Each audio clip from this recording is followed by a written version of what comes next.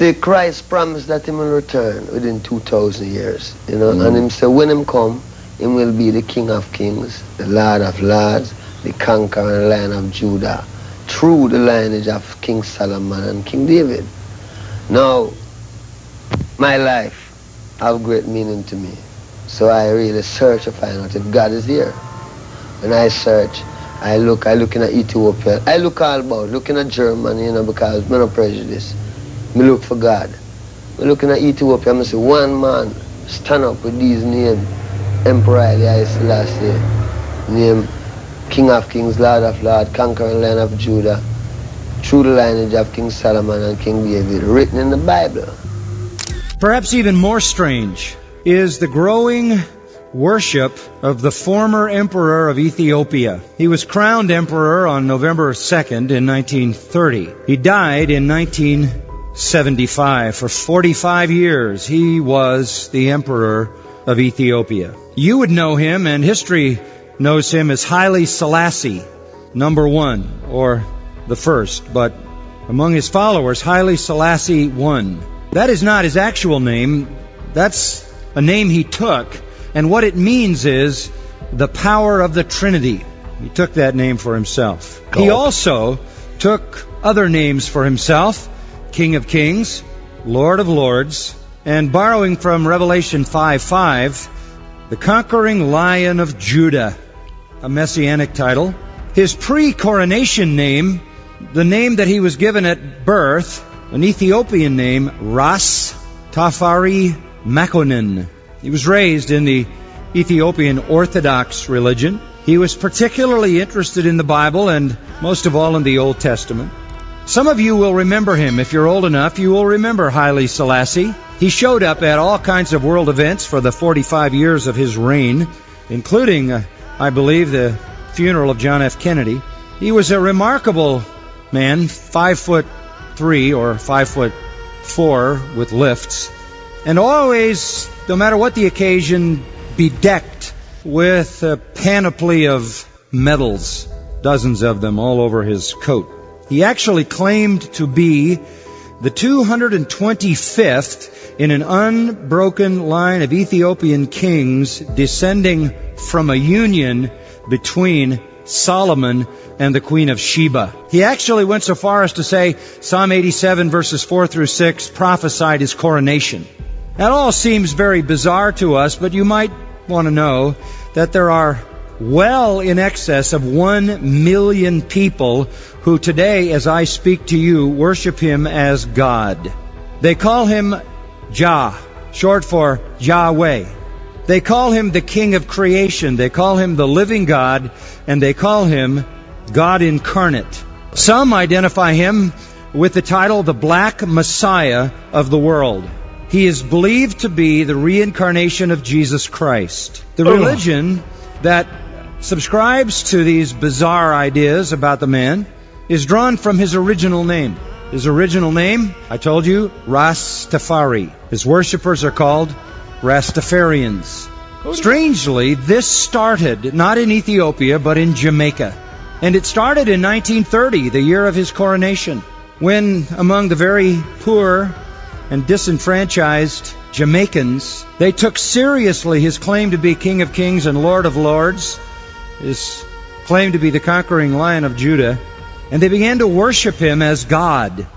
The characteristics of the religion began to develop, and they are fairly well fixed today.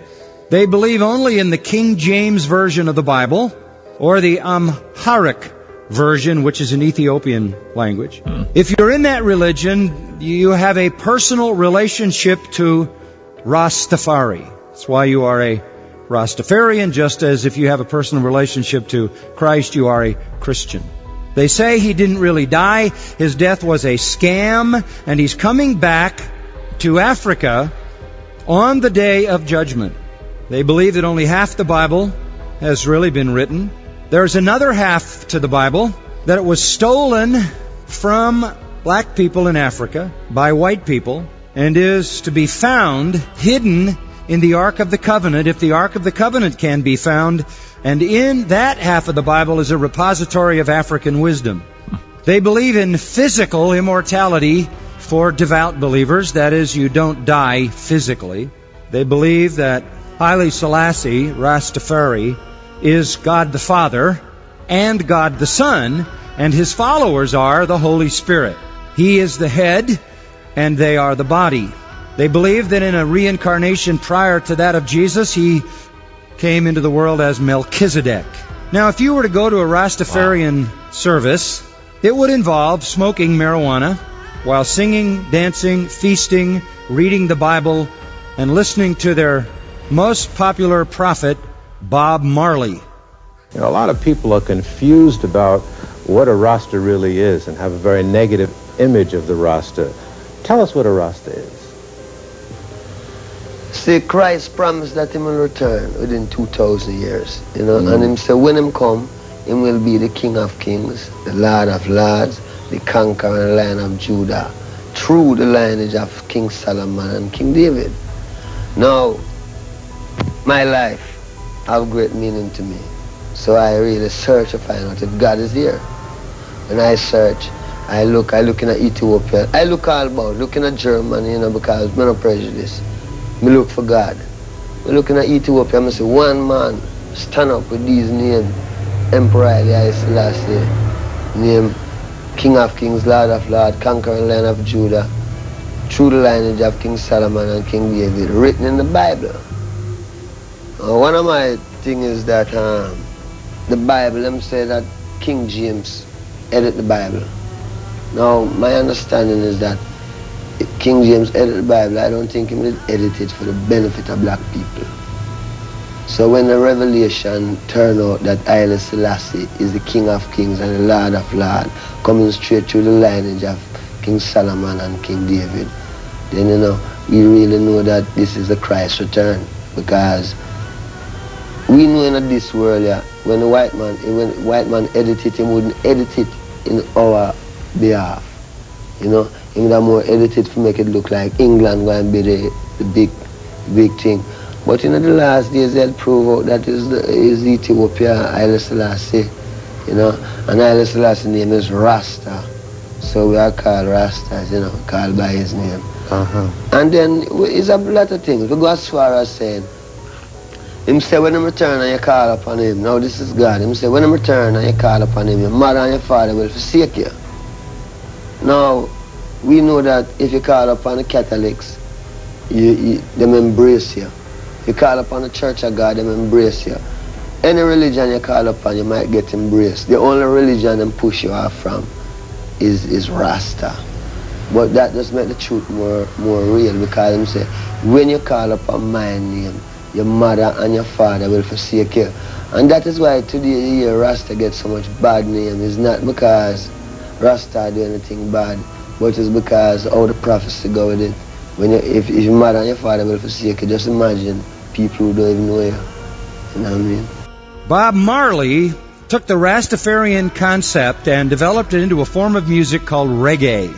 And I hope this time is gonna last. No bullet can stop us now. We need to beg, no, we won't bow. Neither can be bought nor sold. We all defend the right that children must unite.